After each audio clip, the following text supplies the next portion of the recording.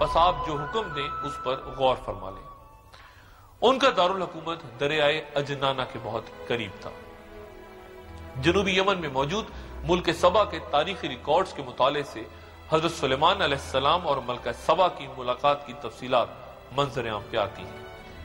کھنڈرات کے مطالعے سے 1000 سال قبل مسیح میں یہاں ایک ملکہ کے رہنے اور اس کے شمال کی طرف سفر کرنے کے شواہد ملتے ہیں۔ وہ صورتیں اور آیات جن میں ملکہ سبا کا ذکر ہے، حضرت سلیمان علیہ السلام کا بھی ذکر کیا گیا ہے۔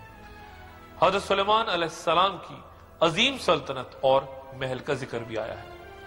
اس کے مطابق آپ کے پاس اپنے دور کی سب سے زیادہ ترقی یافتہ ٹیکنالوجی تھی۔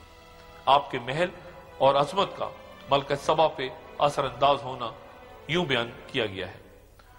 اسے کہا گیا کہ دیوان خاص میں چلیے۔ پھر جب اس نے فرش کو دیکھا تو سمجھی کہ گہرا پانی ہے اور اپنی پنڈلیاں کھول دی۔ کہا، یہ تو ایک محل ہے جس میں شیشے جڑے ہوئے ہیں۔ بول اٹھی، اے میرے رب، میں نے اپنے نفس پہ ظلم کیا۔ میں اللہ کے آگے جو سب جہانوں کا پالنے والا ہے سلیمان کے ساتھ مسلمان ہوں۔ یہودی تحریروں میں حضرت سلیمان علیہ السلام کے محل کو معبد سلیمان کہا گیا ہے۔ آج اس محل یا معبد کی صرف مغربی دیوار ہی سلامت ہے، جسے دیوار گریہ کہا جاتا ہے۔ مملکت سبا، جہاں کے حالات اتنے اچھے تھے، اس شہر کے باسیوں کو اللہ کا رزق کھانے اور اس کی اطاعت کرنے کا درس دیا گیا تھا، مگر وہ ایسا نہ کر سکے۔ انہوں نے وہ رستہ اختیار کیا جس سے ان کی خوشحالی محرومی میں بدل گئی۔ انہوں نے یہ سمجھ لیا کہ یہ ساری زرخیزیاں اور خوشحالی ان کے اپنے فن اور ہنرمندی کا نتیجہ ہے۔ وہ شکر گزاری کے بجائے سرکشی کے مرتکب ہونے لگے اور وہ قرآن کریم کے الفاظ میں اللہ سے دور ہو گئے۔ چونکہ ساری خوشحالی کے وہ خود دعوے دار بن گئے، سو وہ سب کچھ ان سے چھین لیا گیا اور سیلاب ارم ان کی زندگی کی ہر آسائش کو بہا کر لے گیا۔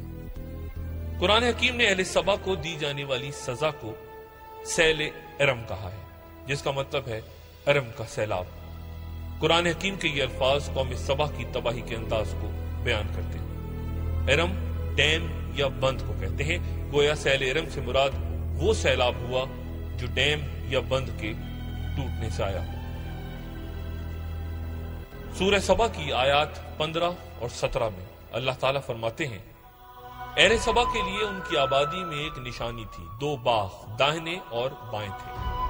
یہ نشانیاں گویا زبان حال سے کہہ رہی تھیں کہ اہل سبا، اپنے پروردگار کا عطا کیا ہوا رزق کھاؤ اور اس کا شکر ادا کرو، پاکیزہ شہر اور بخشنے والا پروردگار۔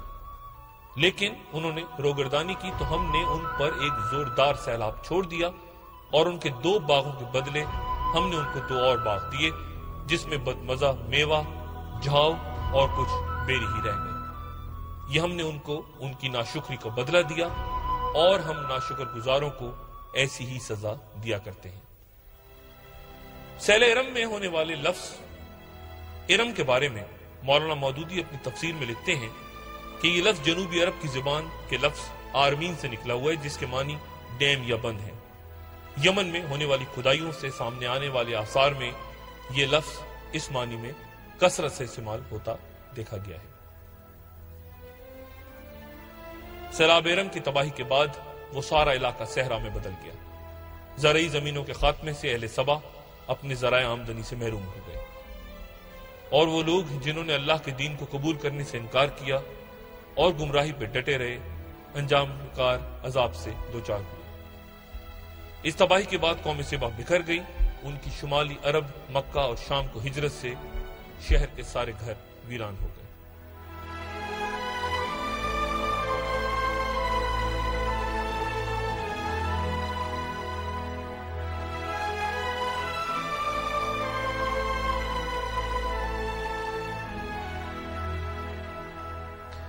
قدیم مصری تہذیب اور اس کے دور میں قائم ہونے والی وادی دجلہ و فرات کی شہری ریاستیں دنیا کی قدیم ترین تہذیبیں اور منظم ریاستیں تصور کی جاتی ہیں۔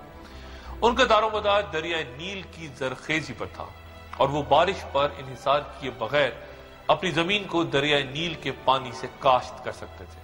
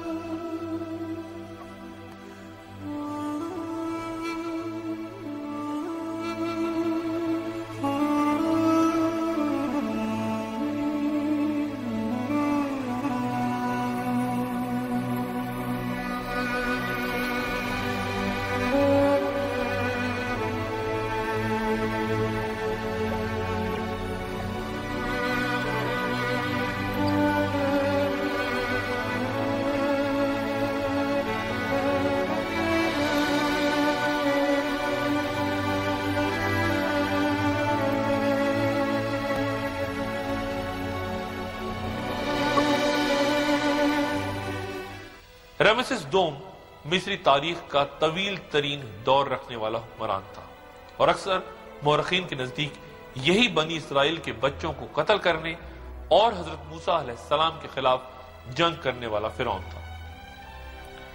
حضرت موسیٰ علیہ السلام کو اہل مصر کے سامنے دعوت حق دینے اور بنی اسرائیل کو غلامی سے نجات دلانے اور راہ حق دکھانے کا عظیم مشن سونپا گیا تھا۔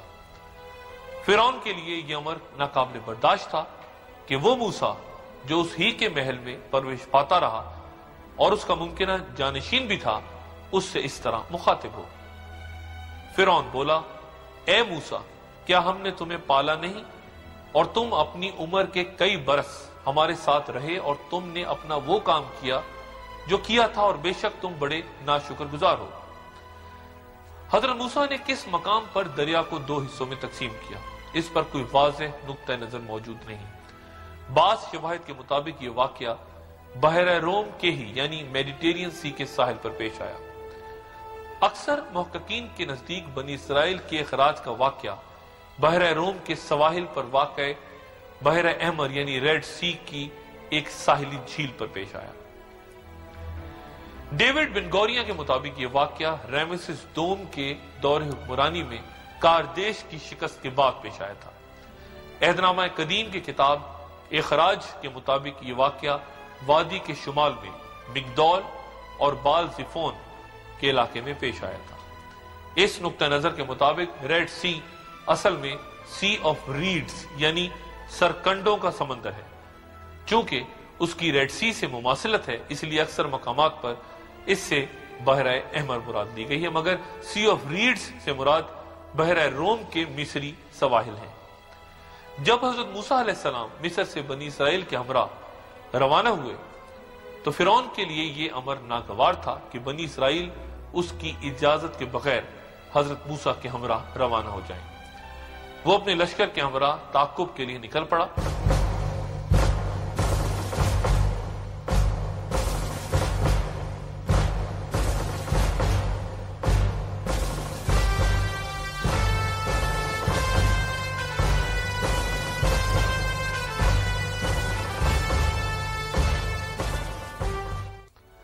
جب حضرت موسیٰ اور بنی اسرائیل دریا کے کنارے پہنچے تو قریب تھا کہ فرعون اور اس کا لشکر انہیں آ پکڑتا۔